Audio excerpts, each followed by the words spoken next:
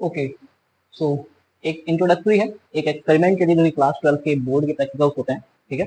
तो क्लास 12 के जो बोर्ड के प्रैक्टिकल्स होते हैं उसमें हम लोगों को मोस्टली 3 एक्सपेरिमेंट करने होते हैं, ठीक है। 30 मार्क्स का बोर्ड का प्रैक्टिकल होता है, तो 30 मार्क्स के बोर्ड के प्रैक्टिकल में एक प्रैक्टिकल आपको कंपलसरी वो करना ही करना है, मतलब वो आता ही है, वो दिया ही जाता है, मैं भी दूंगा ही, ठीक है। तो वो होता है वॉल्यूमेट्रिक एनालिसिस, ठीक है। Now first of all we are going to introducing about the volumetric analysis, क्या होता है ये और इसमें किया क्या जाता है, ठीक है। तो उसके बारे में हम लोग आज डिस्कस करने वाले हैं। इसको ये नहीं बताएंगे कैसे वैल्यूज फाइंड करनी है या कैसे क्या करना है।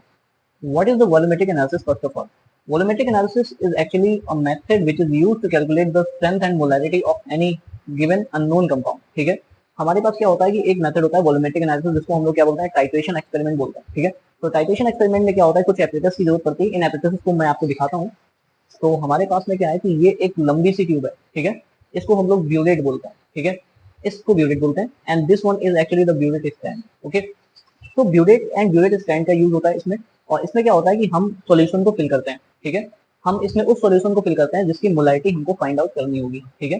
सपोज हमारे पास क्या है, एक एक्सपेरिमेंट करने के लिए पोटेशियम पर मैग्नेट का सॉल्यूशन, ठीक है। तो बोर्ड के एग्जाम में क्या होता है कि पोटेशियम पर मैग्नेट का सॉल्यूशन दे दिया जाता है या फिर ऑक्जेलिक एसिड दे दिया जाता है, और इसमें जो पोटेशियम पर मैग्नेट सॉल्यूशन बना हुआ रखा है इसकी मोलारिटी हमको नहीं पता है, ठीक है। तो हम क्या करेंगे, इस एक्सपेरिमेंट से, इस वाले एक्सपेरिमेंट से इस वाले सॉल्यूशन की मोलारिटी फाइंड करेंगे। तो यही बस वॉल्यूमेट्रिक एनालिसिस का यूज होता है कि अगर किसी सॉल्यूशन की मोलारिटी अननोन है, so we can find out the molarity of any unknown given solution, how much molarity of it having, ठीक है। तो इसको हम लोग क्या बोलते हैं, वॉल्यूमेट्रिक एनालिसिस। अच्छा, अब क्या होता है, वॉल्यूमेट्रिक एनालिसिस में आपके पास दो सॉल्यूशन होंगे। एक सॉल्यूशन होगा जिसकी मोलारिटी नहीं पता होगी और एक सॉल्यूशन होगा जिसकी मोलारिटी आपको पता होगी, ठीक है। तो अभी हमारे पास एक और सॉल्यूशन बना हुआ रखा है, इसको हम लोग बोलते हैं, ये सॉल्यूशन जो बना हुआ रखा है इसको मोहर साल्ट सॉल्यूशन बोलते हैं, और इस मोहर साल्ट सॉल्यूशन की मोलारिटी आपको पता होगी, ठीक है। इस वाले सॉल्यूशन की मोलारिटी आपको नहीं पता होगी। तो इस एक्सपेरिमेंट से ये किया जाता है कि किसी दो सॉल्यूशन की मोलारिटीज होती है, एक सॉल्यूशन की पता होगी, एक की नहीं पता होगी। तो जिसकी नहीं पता है उसकी फाइंड करने को ही हम लोग बोलते हैं वॉल्यूमेट्रिक एनालिसिस और टाइट्रेशन, ठीक है। तो ये तो आपको पता चल गया। अब क्या करेंगे, एक और थोड़ी सी बात है।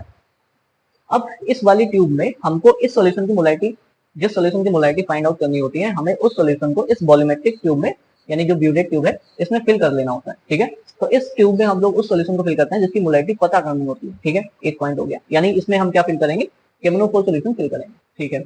उसके बाद हमें क्या चाहिए होता है, इसके बाद हमें कुछ और एपरेटस चाहिए होते हैं इस एक्सपेरिमेंट को परफॉर्म कराने के लिए। तो उन एपरेटस को मैं आपको इसमें दिखा देता हूँ, जिससे कि आपको किसी भी टाइप की कोई प्रॉब्लम ना आए, ठीक है। अब क्या होता है,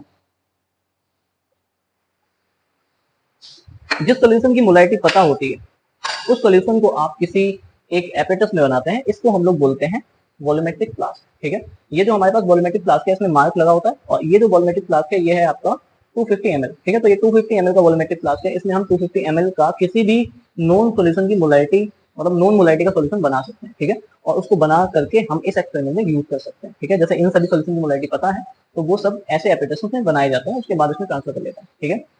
तो इसको हम लोग क्या बोलते हैं, वॉल्यूमेट्रिक फ्लास्क, ठीक है।